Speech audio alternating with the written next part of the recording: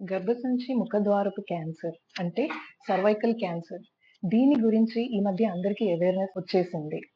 So, దీని గురించి మనం తెలుసుకోవాల్సింది ఏంటి అనంటే, వరల్డ్ హెల్త్ ఆర్గనైజేషన్ 2022 అప్డేట్స్ ప్రకారం number of new cases of cervical cancer ఆడవాళ్ళలో చైనాలో ఎక్కువగా రిపోర్ట్ అయ్యాయి.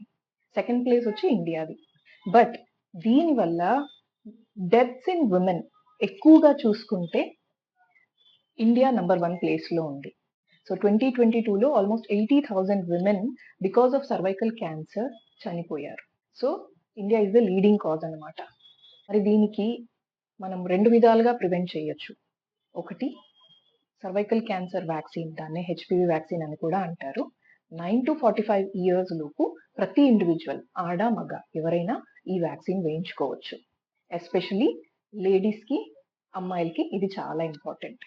సెకండ్ వచ్చేసి పాప్ స్మియర్.